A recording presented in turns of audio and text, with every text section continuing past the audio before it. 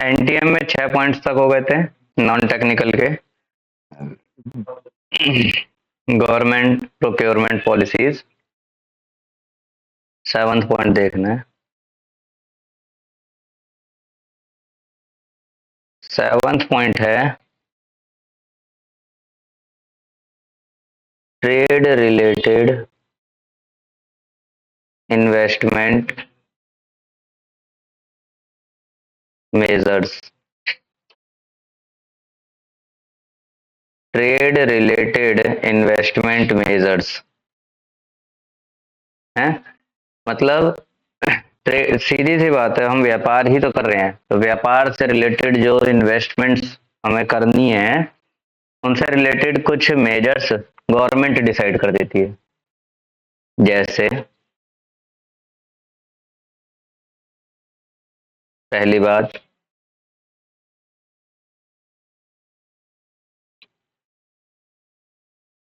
Requirement to use certain minimum levels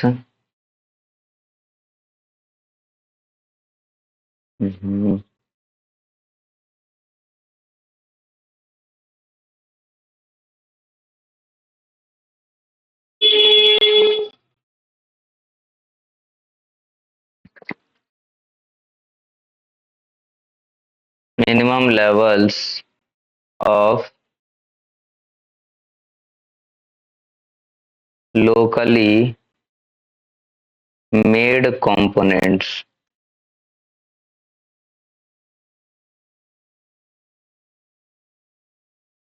दूसरा,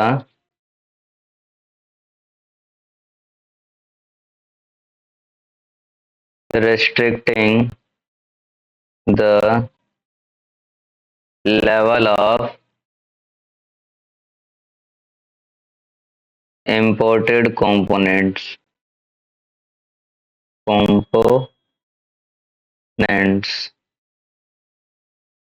इसके बाद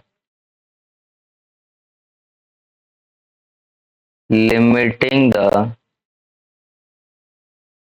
purchase or use of imported products।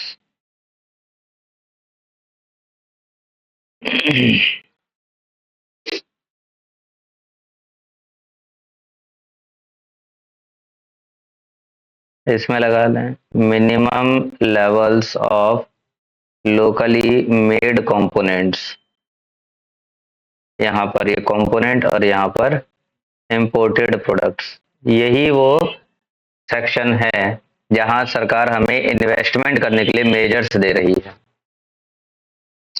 देखिए पहला पॉइंट इसमें कहा है कि ज्यादा से ज्यादा क्या करें, requirement to use certain minimum level of locally made components.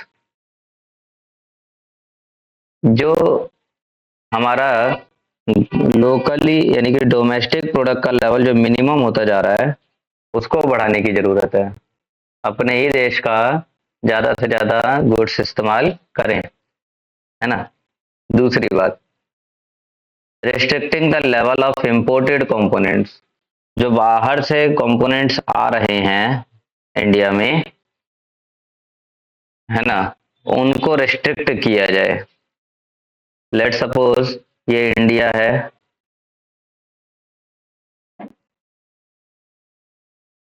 ठीक है, इंडिया है ये।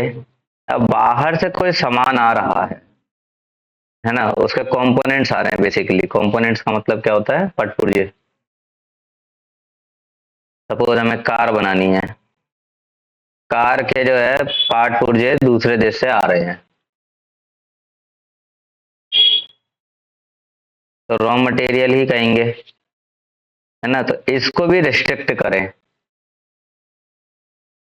कुछ ऐसा कर लें कि एटलीस्ट कार बनाने के लिए, हाँ बाहर से मंगाओ कोई दिक्कत नहीं है, लेकिन कम से कम 25-30% तो भारत का सामान इस समय इस्तेमाल करना है। ठीक। दूसरी बात तो ये होगी, पहला तो सीधे सीधे है कि अपने ही देश की चीजों को ज्यादा तवज्जो दे। दूसरा कि अगर बाहर से करवा भी रहे हैं, मतलब बाहर से रॉ मटेरियल आ भी रहा है, तो उसमें अपना कुछ पोर्शन रख ले। तीसरा, लिमिटिंग द परचेज और यूज ऑफ इंपोर्टेड प्रोडक्ट्स। अब तो बाहर से ही, मतलब वो कार ही बाहर से आ रही है, यहाँ तो कार भारत में बन रही है। दूसरे में, तीसरे केस में क्या है, कार ही भारत से, बाहर से कहाँ आ रही है, भारत में आ रही है। तो अब ये पूरा प्रोडक्ट के रूप में है, इंपोर्टेड प्रोडक्ट है ना ये। तो इसको क्या कर दें, रिस्ट्रिक्ट कर दें, इस पर लिमिट लगा दे, है ना, limitation. Point clear.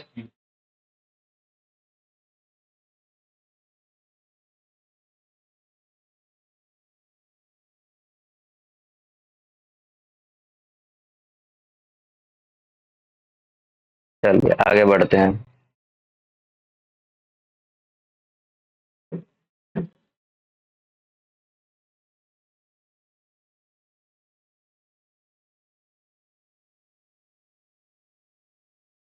Distribution restrictions.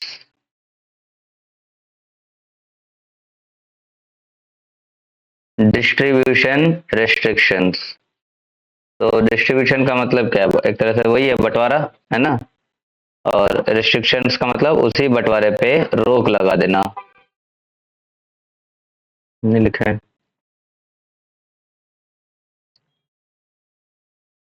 These are limitations imposed on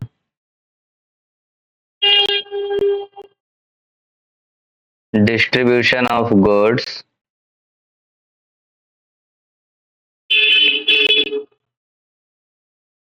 in the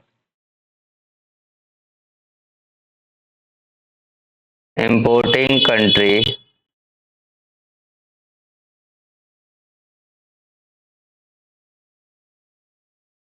involving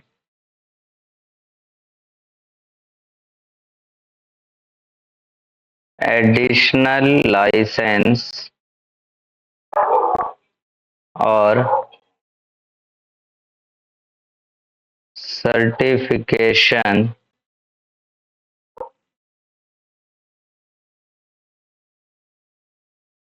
requirement।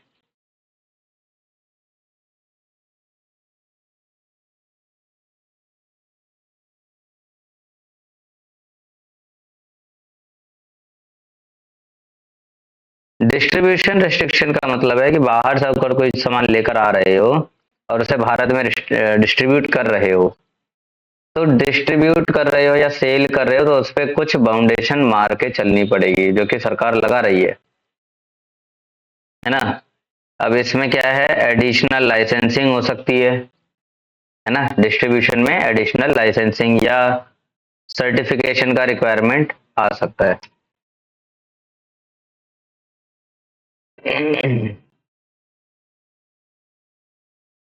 Example इसका समझो।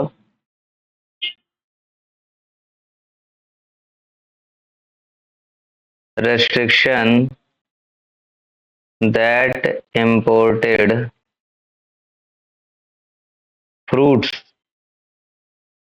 जो फ्रूट्स बाहर से इंपोर्ट किए गए हैं उन पे रेस्ट्रिक्शंस लगाई जा सकती हैं। कैसी रेस्ट्रिक्शंस, कि उन्हें बेचा जाए, may be sold only only through, कैसे, आउटलेट्स, उन्हीं आउटलेट्स या उन्हीं दुकानों में उसे उन्हें बेचा जाए जहां, जिनके पास हैविंग रेफ्रिजरेशन फैसिलिटीज, जहां रेफ्रिजरेशन की फैसिलिटी मौजूद हो वहीं बेचा जाए। ऐसे तो कहने को फेरी वाला या कोई भी जो है वो कह देता है कि इम्पोर्टेड और अमरूद है, या इम्पोर्टेड संतरे सेब हैं, है ना। तो ठीक है, कहने को कोई कुछ भी कह दे, लेकिन इस तरह से रेस्ट्रिक्शंस लगाई जा सकती हैं उन पर कि आप बाहर से इंपोर्टेड गुड्स अगर लेकर आ रहे हो तो उन्हें तभी बेचोगे जब, मतलब उन्हीं दुकानों में रख के बेच सकते हो जहां रेफ्रिजरेशन की फैसिलिटी हो, क्योंकि वो बाहर से आए हैं। बाहर से गुड्स अगर आ रहे हैं तो वो ऑलरेडी पहले ही काफी टाइम अपना कंज्यूम कर चुके हैं। सातवां 8 पॉइंट हो गए। अब नाइन्थ पॉइंट की बात करते हैं।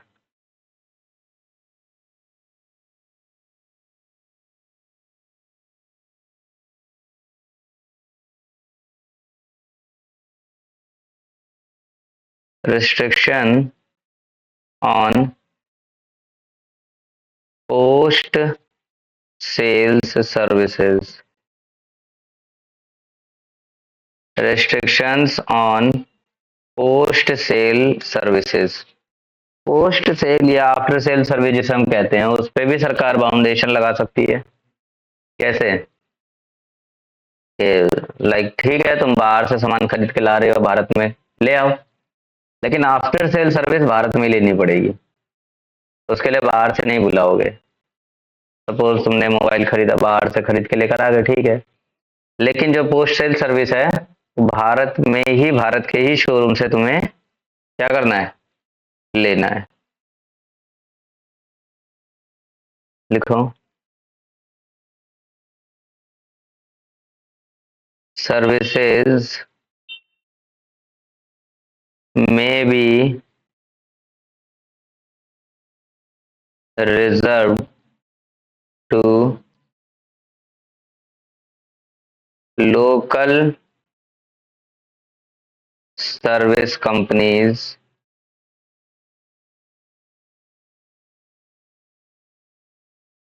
of the importing country।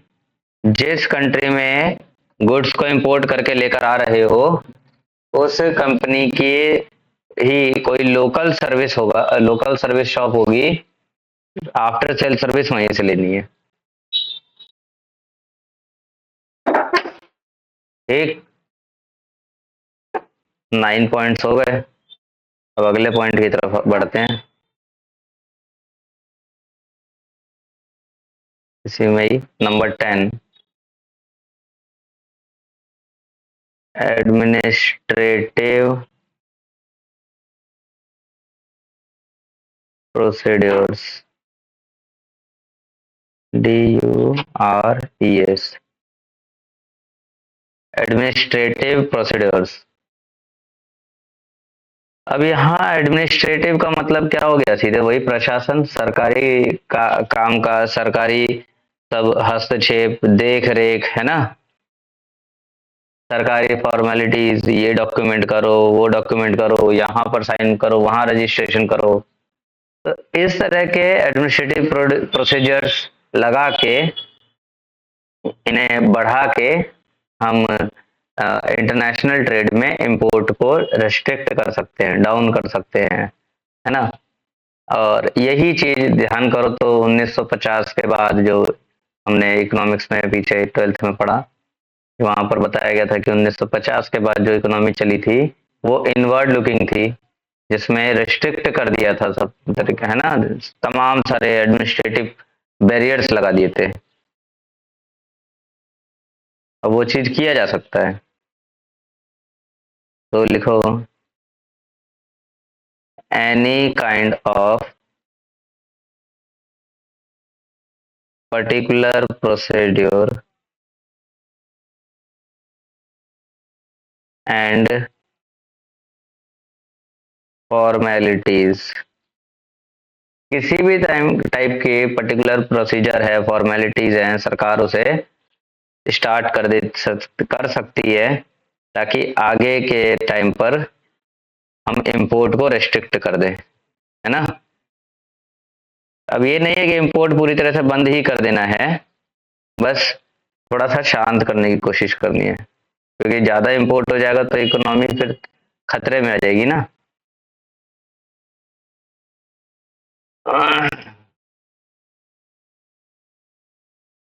6th point, sorry 11th, rules of origin. सरकार ये रूल बना सकती है कि प्रोडक्ट का ओरिजिन कहाँ है ये बताओ, है ना। अब हो सकता है जहां से उसका ओरिजिन है उस देश से हमारे कुछ खास, हाँ, ऐसे ऐसे रिश्तेदारी चल रही है जो जिसमें एक दूसरे के घर पे जाना तक पसंद नहीं करते हैं। गांव में ऐसा खूब होता है ना।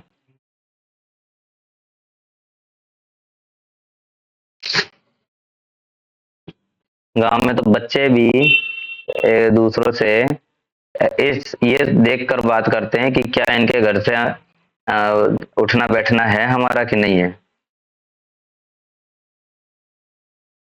तो वही चीज यहाँ पर भी देख, अगर सामान लेकर आ रहे हैं तो ये इंपोर्ट हो रहा है तो बस ये जरूरी है बताना कि और इसका पॉइंट ऑफ ओरिजिन कहाँ है। और कई बार तो इसी पॉइंट ऑफ ओरिजिन को ध्यान में रखते ही इंपोर्ट कैंसिल हो जाता है।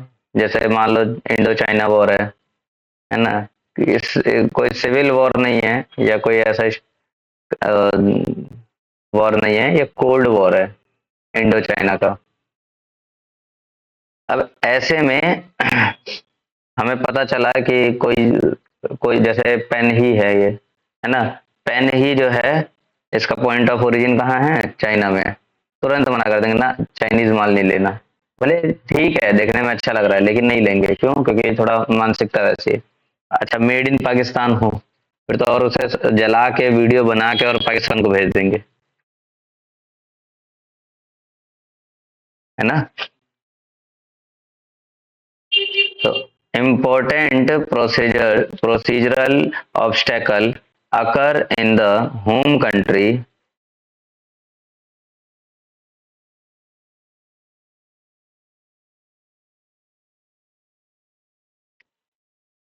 for making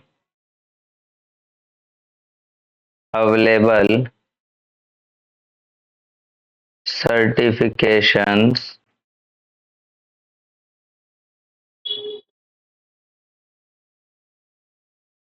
regarding origin of goods। तो गुड्स का ओरिजिन कहाँ से है उसके लिए सर्टिफिकेशन जरूरी है ना।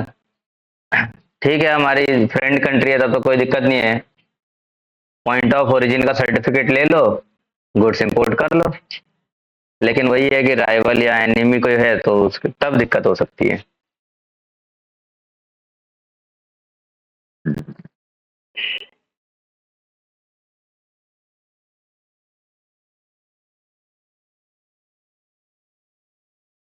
12th point,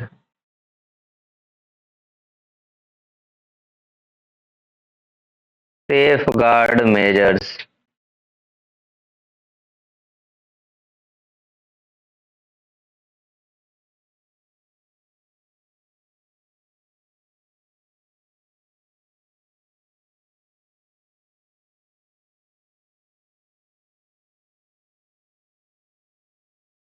safe guard measures, safe guard का क्या मतलब हुआ? सेफ गार्ड का मतलब चौकीदार, बॉडी गार्ड, है ना। तो कुछ ऐसे मेजर्स लगा सकती है सरकार, ऐसे कुछ नियम, ऐसे कोई रिस्ट्रिक्शंस डाल सकती है टेम्परेरी बेस पर, वो इंपोर्ट को या यूं कह लो कंट्री को बचा रहा है टेम्परेरी बेस पर, ठीक है। तो लिखो रेस्ट्रिक्ट इंपोर्ट, इंपोर्ट को रेस्ट्रिक्ट कर सकते हैं ऑफ अ प्रोडक्ट टेम्परेरली। ऐसा हो सकता है ना कि किसी प्रोडक्ट से हमें दिख रहा है कि इकोनॉमी में नुकसान हो रहा है तो उस प्रोडक्ट का इंपोर्ट टेम्परेरी बेस पर रेस्ट्रिक्ट कर दें। रेस्ट्रिक्ट का मतलब है लिमिट लगा दें, कम कर दें। समझे मेरी बात? अब यहाँ पर ध्यान रखने वाली बात यह है कि हम पूरी तरह से बंद नहीं कर रहे हैं, पूरी तरह से इंपोर्ट को बंद नहीं कर रहे हैं, सिर्फ रेस्ट्रिक्शंस लगा रहे हैं ये। अब इसके बाद इस लिस्ट का आखिरी खिलाड़ी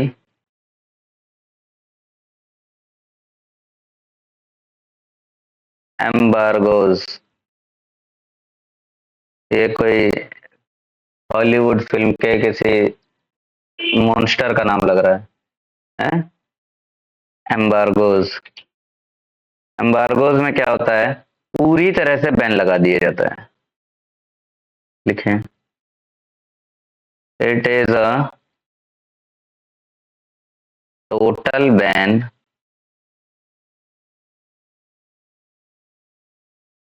imposed by government on import या export of particular product for indefinite period। ये हाईलाइटेड वर्ड है। यहां पर भी रेस्ट्रिक्शंस ही लगा रहे हैं, लेकिन क्या कर रहे हैं हम? टोटल बैन कर रहे हैं, पूरी तरह से बैन कर दे रहे हैं। हम नहीं, सरकार कर रही है। Impose by government on import और एक्सपोर्ट ऑफ पर्टिकुलर प्रोडक्ट, है ना, for indefinite period. Indefinite period के लिए इसे बंद कर रहे हैं। कब बैन कब हटाया जाएगा नहीं पता। अब ये जो है ज्यादा कई बार खतरा बन जाता है ना, कोई चीज ज्यादा खतरनाक बनी हुई है भारत के लिए। सिर्फ भारत की बात नहीं करूंगा, बाकी कंट्रीज के लिए भी हम नहीं देख रहे हैं। कोई चीज ज्यादा खतरनाक बनी है कंट्री के लिए तो उस पर एम्बार्गोज लगा सकते हैं। बंद कर दो, बैन कर दो, टोटली बैन कर दो। एक भी यूनिट नहीं आना चाहिए इंपोर्ट के रूप में, और एक्सपोर्ट कर रहे तो एक भी यूनिट बाहर नहीं जाना चाहिए। कब तक के लिए तो पता नहीं है, जब तक हमारी सिचुएशन हमें लगेगा कि नहीं सुधरी है तब तक के लिए।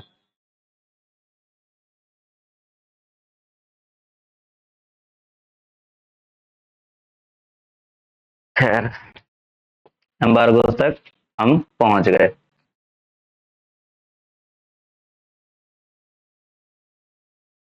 चैप्टर के टोटल 3 पॉइंट्स थे, 3 में से हमने 2 पॉइंट्स को डिस्कस कर लिया प्रॉपर, है ना। यहां पर देखें,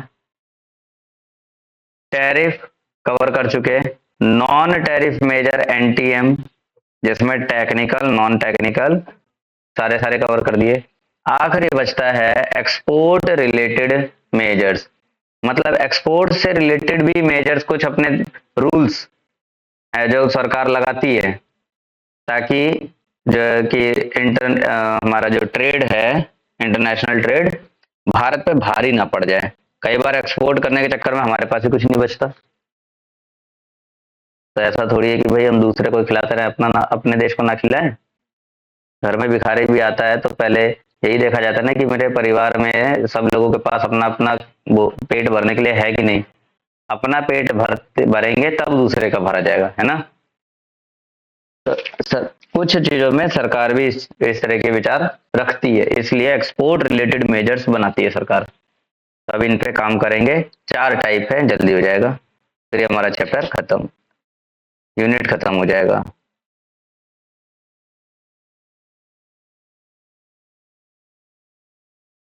नंबर 3, ठीक है, तो लिखेंगे export related measures. Export related measures में 4 टाइप हमें इसके समझने हैं। तो इसमें हम फर्स्ट टाइप को पढ़ेंगे, बैन ऑन एक्सपोर्ट, है ना, एक्सपोर्ट पर बैन। अभी हमने एम्बार्गोज में भी ये देखा था, इंपोर्ट और एक्सपोर्ट पे टोटल बैन। तो इंपोर्ट तो समझ में आ रहा होगा, लेकिन एक्सपोर्ट पे दिमाग ठनक गया होगा कि एक्सपोर्ट का क्यों बैन करा जाए भाई, जबकि एक्सपोर्ट तो हमारे लिए ठीक है। तो लिखो, during the period of shortage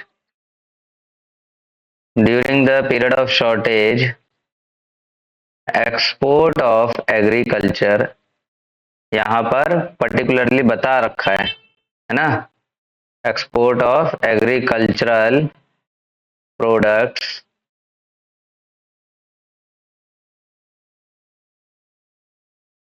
may be prohibited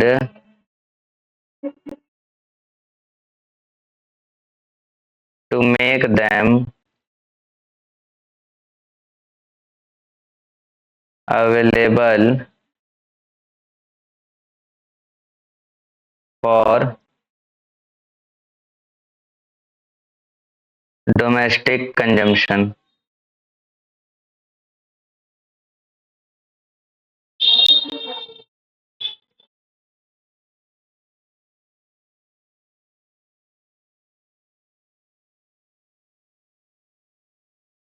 हैं, बैन लगा रहे हैं किस पर? खास तौर पे एग्रीकल्चरल प्रोडक्ट्स पे लगता है, जब हमारे पास खुद ही शॉर्टेज हो। इस तो उस केस में एग्रीकल्चरल प्रोडक्ट का जो एक्सपोर्ट करते हैं वो प्रोहिबिटेड कर देना चाहिए। मे बी प्रोहिबिटेड, सरकार कर सकती है, उसे कोई मना नहीं करेगा। To make them available for domestic consumption, ताकि हमारे ही देश में लोगों को खाने के लिए मिल पाए। अपने देश में कुल अनाज उगा है 100 किलो, हमें ही जरूरत है उसमें से 90 किलो की, और हम एक्सपोर्ट करने में लगे पड़े हैं 100 किलो। कोई बात हुई है? पहले 90 किलो हम अपना निकालेंगे, कंजम्पशन करेंगे, बचेगा 10 किलो, उस 10 किलो का सोचेंगे क्या करना है।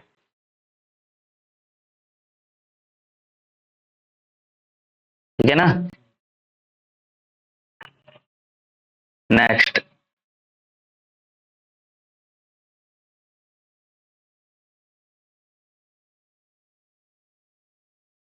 Export tax. अभी तक तो इंपोर्ट टैक्स पढ़ रहे थे सब जगह, अब एक्सपोर्ट टैक्स आएगा। ये भी हमारे टैरिफ का ही हिस्सा है एक तरह से देखा जाए तो। लिखें, export tax is a tax collected on exported goods and may be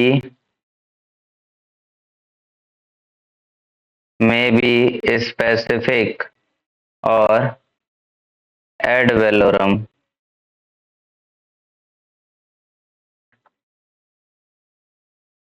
ये तो पहले भी पढ़ा हुआ है, स्पेसिफिक और एड वेलोरम। मैंने कहा ना ये टैरिफ का ही पार्ट है। तो किसी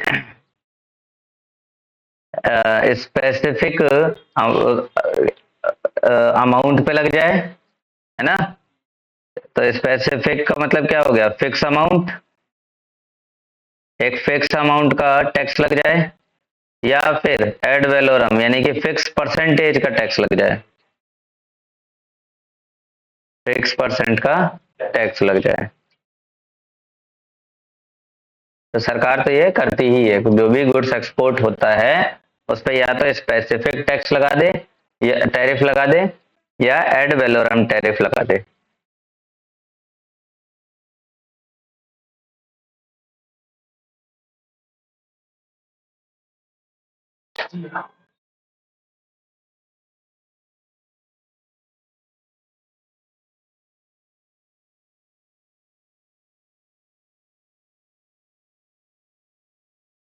third part, export subsidies and incentives. Export subsidies and incentives. Export subsidy देती है सरकार, ठीक है, कब देती है सरकार एक्सपोर्ट सब्सिडी? जब सरकार को लगता है कि तुम्हारे एक्सपोर्ट करने से सरकार का फायदा हो रहा है। तो लाइक ड्यूटी ड्रॉबैक, इसको लिख लेना, ये बहुत इंटरनेशनल ट्रेड में बहुत इस्तेमाल होता है ये वर्ड, ड्यूटी ड्रॉबैक, इसको हाईलाइट कर लेना। Like duty drawback, duty free access है to imported components etc. Duty drawback क्या मतलब है ड्यूटी ड्रॉबैक का, और ड्यूटी फ्री का क्या मतलब है? दो वर्ड है ना ये, ड्यूटी ड्रॉबैक और ड्यूटी फ्री। पहले ड्यूटी ड्रॉबैक का मतलब समझो।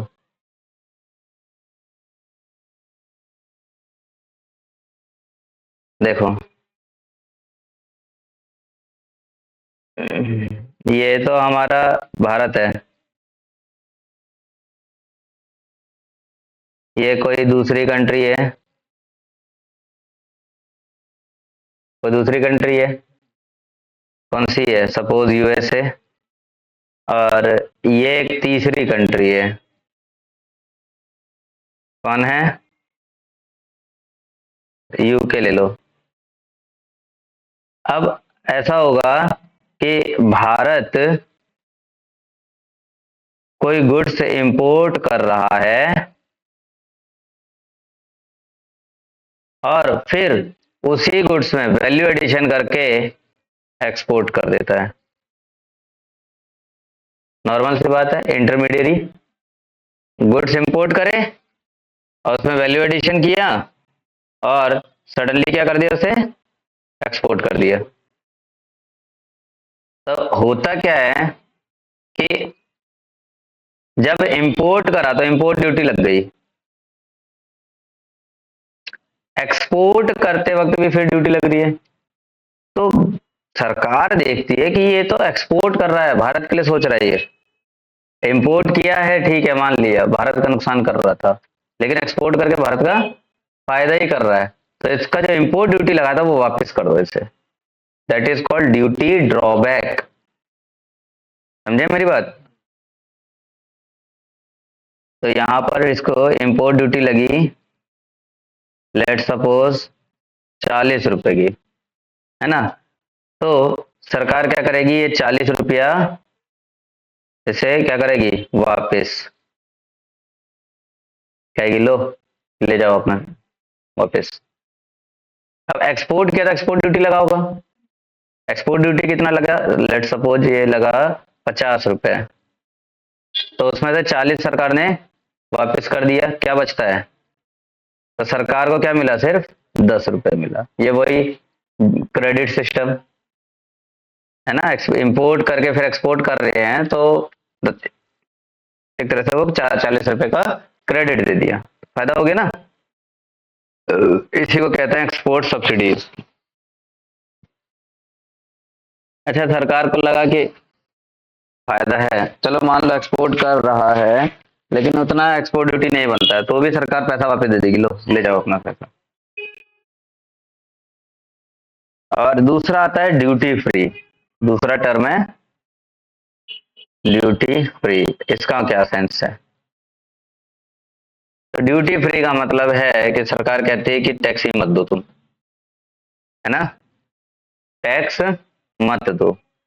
ये हमारा ये हमारा यूएसए, ये इंडिया, और ये है यूके।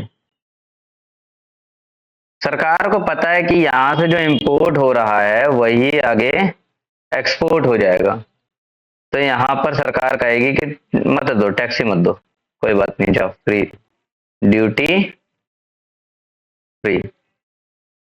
ये तो फी हो गया, ड्यूटी फ्री। क्लियर हो गया पॉइंट? तो ये था थर्ड पॉइंट तुम्हारा। फिर आते हैं अब अगले अपने फोर्थ पॉइंट पर।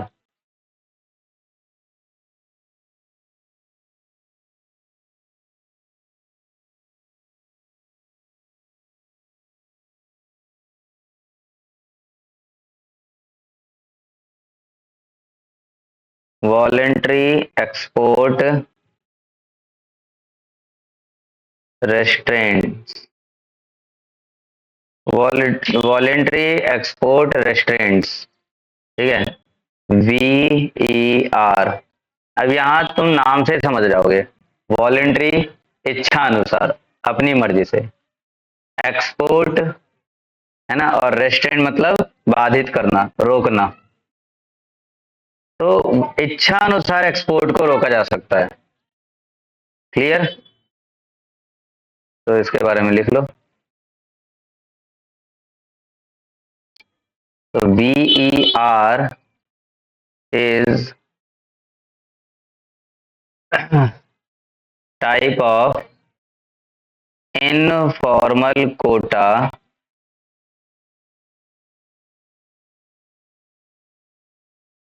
administered by exporting country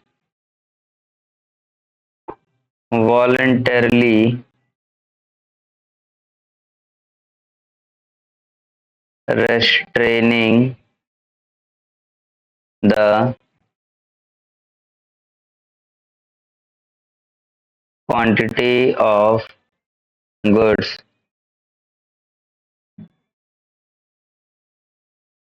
that can be exported out of the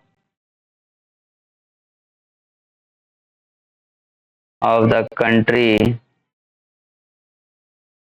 during a specified period of time।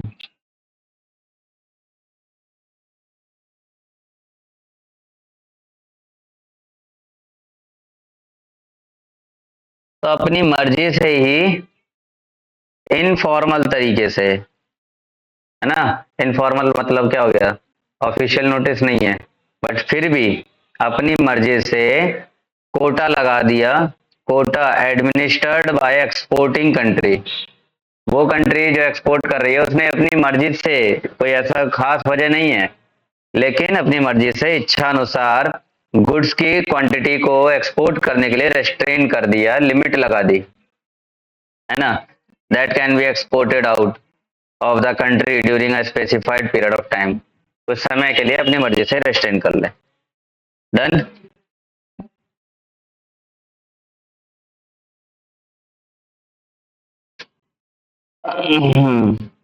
अभी कुछ थोड़े और देख दो पॉइंट रहते हैं, उन्हें देख लो जरा।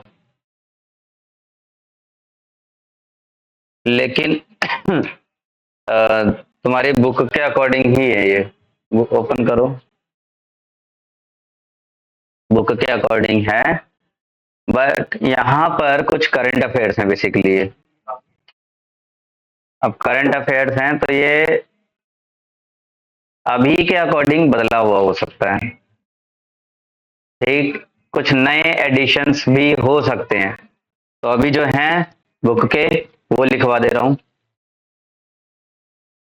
नया कुछ अगर आएगा तो वो तुम्हें मिल जाएगा।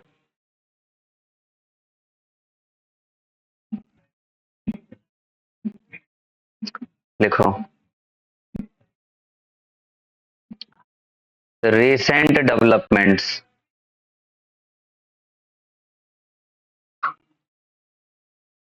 recent developments। तो क्या क्या डेवलपमेंट्स हैं देखें। Free trade agreement, free trade agreement with Mauritius on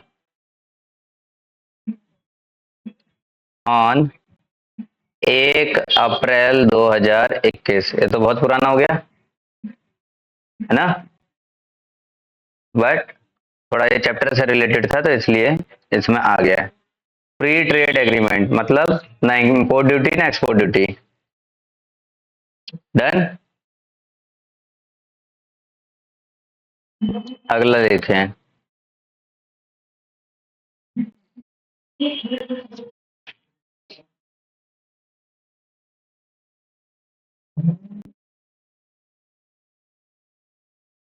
comprehensive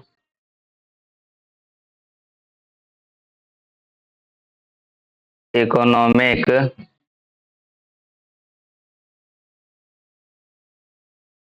partnership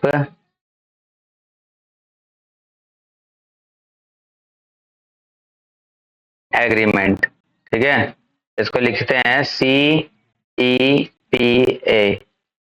comprehensive economic partnership agreement बना है विद UAE के साथ। और कब हुआ ये, तारीख लिखेंगे 18 फरवरी 2022 को।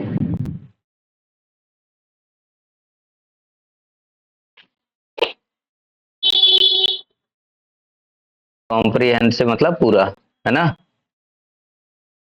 और अगला लिख लो।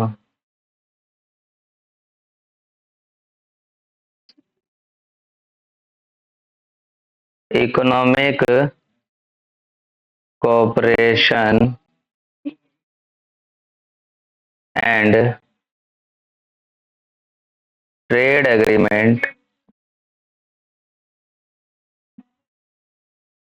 Economic cooperation and trade agreement ECTA, ये एब्रीवेशंस हैं, है ना, ये मैंने पहले भी बताया था।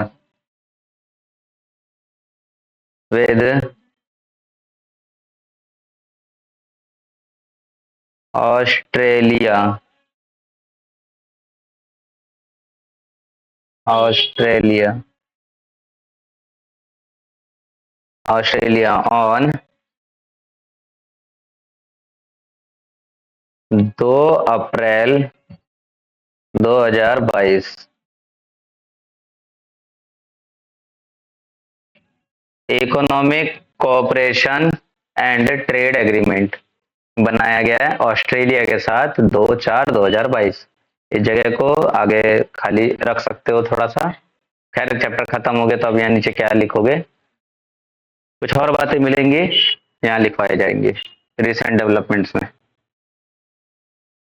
ठीक है ना, तो यहाँ आगे चैप्टर समाप्त होता है, यूनिट समाप्त होता है।